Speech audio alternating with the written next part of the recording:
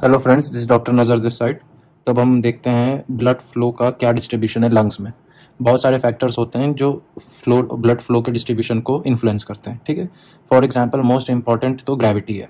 ठीक, अगर पहला केस में ये मान के चलूँ कि हम लोग डिस्कस कर रहे हैं कि जो जो इंडिविजुअल है वो अपराइट स्टैंडिंग पोजीशन में है। ठीक, तो अपराइट स्टैंडिंग पोजीशन में जब आप खड़े रहते हो तो ग्रेविटी जाहिर बात है ब्लड पे काम करेगी, जैसे सब सब चीज़ों पर काम करती है। तो ब्लड का जो डिस्ट्रीब्यूशन होगा लॉजिकली, तो वो lower parts of the lungs में ज़्यादा होगा एज कम्पेयर टू एपेक्स में।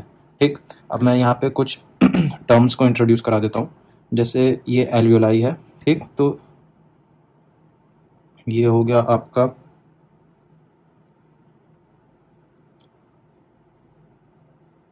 Alveolar pressure.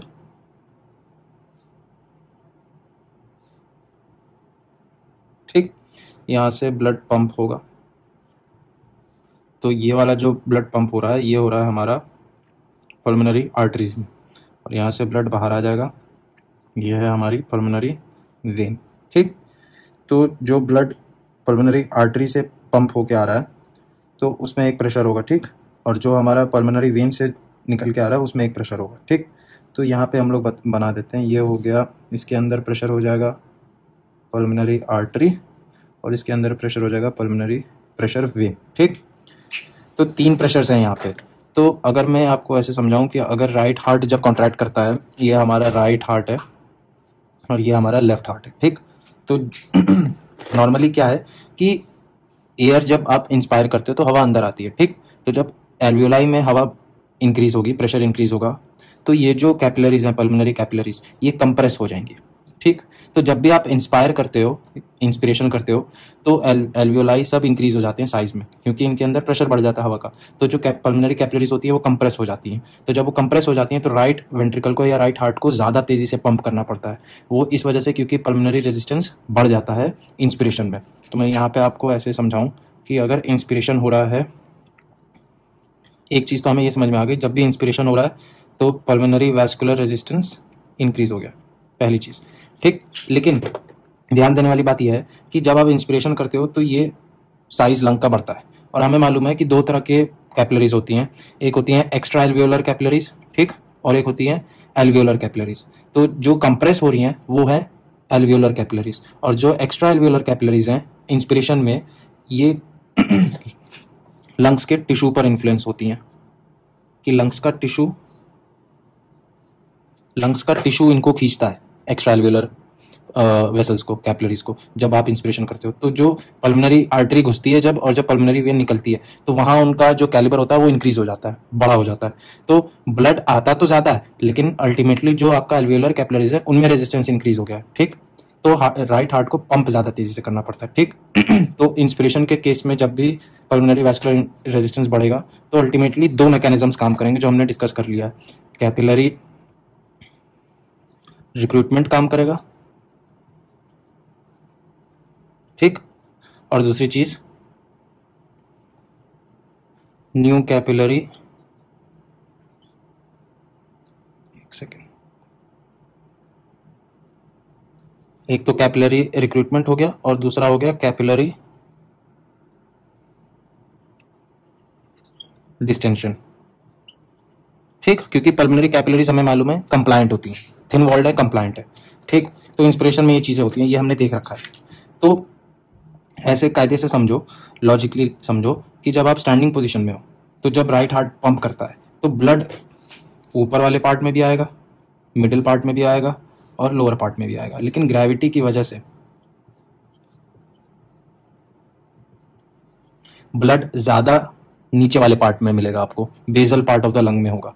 ठीक, एक ये चीज हो गई।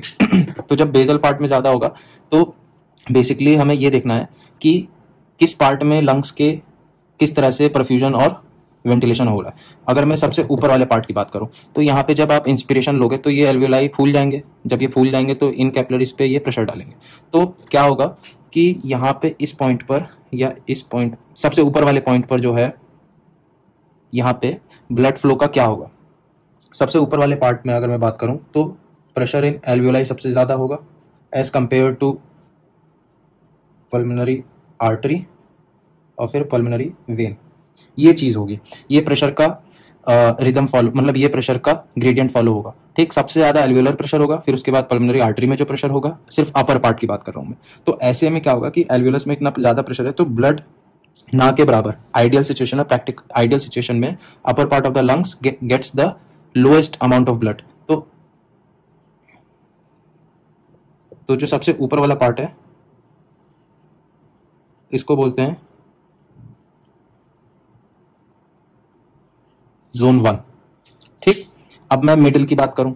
मिडिल में अगर मैं ये तीनों प्रेशर्स को अकाउंट में लेके समझूं तो मिडिल में क्या हो रहा है कि हमारे पास एल्वियोलाई में प्रेशर तो इंक्रीज हो रहा है, ठीक, एयर प्रेशर इंस्पिरेशन पर, लेकिन खास बात यह है समझने वाली कि यहाँ पे जो ब्लड फ्लो है वो ज़्यादा है as compare to upper part, क्योंकि ग्रेविटी है ना, तो ब्लड का वॉल्यूम जितना नीचे लंग्स के आप जाओगे ब्लड का वॉल्यूम ज़्यादा पंप हो रहा है। तो मिडिल वाले पार्ट में एज कम्पेयर टू अपर वाले पार्ट में, मिडिल वाले पार्ट में ज़्यादा ब्लड पंप हो रहा है। ठीक, एक चीज़ ये हो गई। तो जो आपका प्रेशर का, अगर मैं प्रेशर की बात करूँ मिडिल पार्ट्स में, तो मिडिल पार्ट में pressure in pulmonary artery is more than pressure in alveoli, more than pressure in vein। ठीक, तो ये वाला रिदम जो है, ये वाला जो ग्रेडियंट है ये फॉलो हो रहा है मिडिल पार्ट में। तो इसका ये मतलब हुआ कि पल्मोनरी आर्टरी में प्रेशर एटलीस्ट जब सिस्टोल हो रहा है तो बेस्ट पंप हो रहा है ब्लड मिडिल पार्ट में। जब सिस्टोल हो रहा है, राइट हार्ट सिस्टोल में जाता है, तो ब्लड आपका किसी तरह से पास हो जाता है middle part of the lungs में, कैपिलरीज में, ग्रेविटी की वजह से भी, क्योंकि ब्लड ज्यादा होता है। ठीक, और इस प्रेशर को ओवरकम कर लेता है एल्वियोलर प्रेशर को। तो जब डायस्टोल में जाएगा तो फिर प्रेशर एल्वियोलाई में ज्यादा हो जाएगा और फिर ये कम कम ब्लड फ्लो यहाँ पे अवेलेबल होगा। तो इसका ये मतलब हुआ कि बीच वाले पार्ट में इंटरमिटेंट हो रहा है, ऊपर वाले पार्ट में लोएस्ट अमाउंट ऑफ ब्लड जा रहा है, बीच वाले पार्ट में इंटरमिटेंटली ब्लड पास करता है कैपिलरीज से, सिस्टोल में पास हो जाता है, डायस्टोल में नहीं हो पाता। ठीक, तो इतने से इतने तक इसको बोलेंगे जोन 2। ठीक है, अब लोअर मोस्ट पार्ट में जाते हैं। लोअर मोस्ट पार्ट बेस्ट होगा क्योंकि सबसे ज्यादा ग्रेविटी की वजह से ब्लड सबसे ज्यादा बेजल पार्ट में होगा, हमें ये समझ में आ गया। तो बेजल पार्ट में अगर देखोगे, अगर मैं यहाँ के प्रेशर के ग्रेडियंट को समझूं तो सबसे ज्यादा पल्मोनरी आर्टरी में, उसके बाद पल्मोनरी वेन में, फिर उसके बाद प्रेशर इन एल्वियोलाई में। ठीक, तो लोअर मोस्ट पार्ट में चाहे राइट हार्ट सिस्टोल में हो चाहे डायस्टोल में हो, उससे कोई मतलब नहीं, क्योंकि ब्लड का फ्लो ज्यादा है नीचे वाले पार्ट में, तो एल्वियोलाई के प्रेशर को ये ओवरकम कर लेता है। तो लोअर पार्ट जो होगा, सबसे लोअर मोस्ट पार्ट जो होगा, ठीक, उसको जोन 3 बोलेंगे। तो हमें ये समझ में आ गया जोन 1, जोन 2, जोन 3 ये क्लासिफाई बेसिकली फंक्शनली किया गया है कि ब्लड फ्लो कहाँ ज्यादा होगा और कम होगा। सबसे ऊपर जाओगे तो ब्लड फ्लो कम होगा और नीचे जाओगे तो ज्यादा होगा, पहली चीज। ठीक, कुछ ऐसी कंडीशंस भी होती हैं, हमें ये देखना पड़ेगा। कुछ कंडीशंस ऐसी होती हैं कि जो जोन 3 होता है वो ऊपर आ जाता है, जोन 2 जोन 3 में कन्वर्ट हो जाता है और जोन 1 जोन 2 में कन्वर्ट हो जाता है। ठीक, तो ऐसे कंडीशंस जो होती हैं,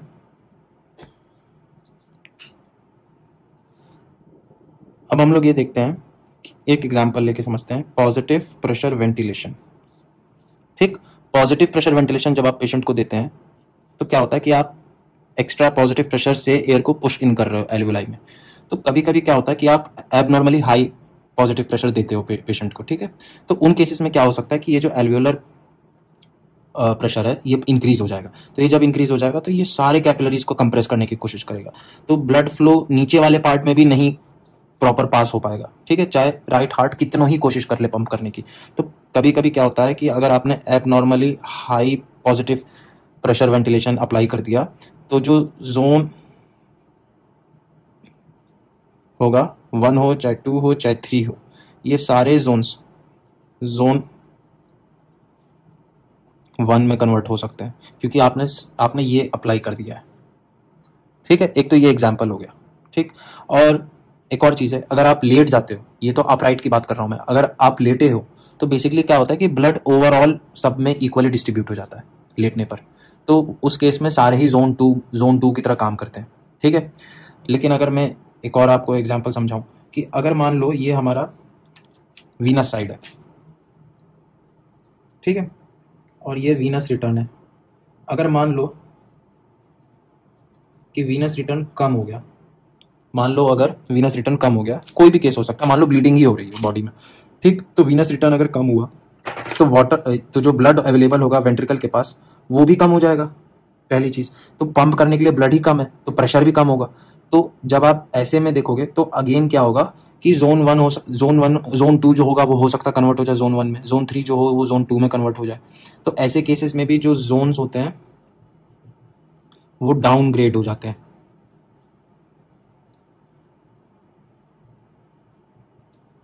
ठीक है, तो दो केसेस हमने देखे, एक तो पॉजिटिव प्रेशर वेंटिलेशन और एक तो वीनस रिटर्न अगर कम हो रहा है, तो दोनों केसेस में आपके जो जोन्स हैं वो डाउनग्रेड हो रहे हैं, मतलब 3 1 में 2 में कन्वर्ट हो सकता है, 2 1 में कन्वर्ट हो सकता है, 1 तो 1 ही रहेगा। ठीक है, एक तो ये चीज समझ में आ गई। अब हम लोग ऐसा एग्जांपल देख लेते हैं जिसमें जोन्स अपग्रेड हो रहे हो, मतलब जोन 2 जो है वो 3 में कन्वर्ट हो जाए और जो जोन 1 है वो 2 में कन्वर्ट हो जाए। ऐसे कौन से एग्जाम्पल्स हैं? तो अब हम एक एग्जाम्पल देख लेते हैं कि जोन्स का अपग्रेड किस कंडीशंस में हो सकता है। जोन्स का अपग्रेड का मतलब हुआ कि 2 3 में कन्वर्ट हो जाए और 1 2 में कन्वर्ट हो जाए। इसका ये मतलब हुआ कि ब्लड का जो सर्कुलेशन है पल्मोनरी कैपिलरीज में वो इंक्रीज हो जाए, मतलब ऑक्सीजनेशन तेजी से होने लगे। और ये तब हो सकता है जब आप एक्सरसाइज कर रहे हो। तो जब आप एक्सरसाइज करते हो तो कार्डियक आउटपुट बढ़ जाता है, तो कार्डियक आउटपुट बढ़ेगा तो इसको कंट्रैक्शन भी ज़्यादा करना पड़ेगा।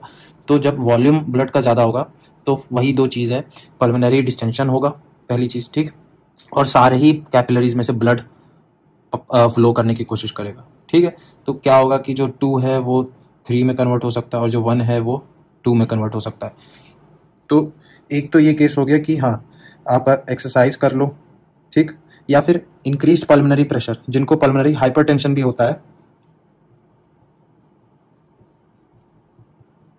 जिनको पल्मोनरी हाइपरटेंशन भी होता है उनका भी क्या होता है कि सारे ही ब्लड कैपिलरी से ब्लड पास कर रहा है, क्योंकि उनको कुछ तो पैथोलॉजी है जिस वजह से पल्मोनरी वैस्कुलर रेजिस्टेंस इंक्रीज हो गई है। तो उस वजह से जो राइट हार्ट है वो भी ज़्यादा काम कर रहा है और जो पल्मोनरी आर्टरी है वो भी ज़्यादा रिकॉइल कर रही है। तो इस वजह से जो ब्लड फ्लो कैपिलरीज में से है वो किसी तरह से इंक्रीज हो जाता है, ये दो मैकेनिज्म्स के थ्रू। तो इस वजह से पल्मोनरी हाइपरटेंशन में ये भी देखा गया है कि सब में ज़्यादा ब्लड फ्लो कर रहा है, तो कैपिलरीज में जो प्रेशर है वो ज़्यादा है।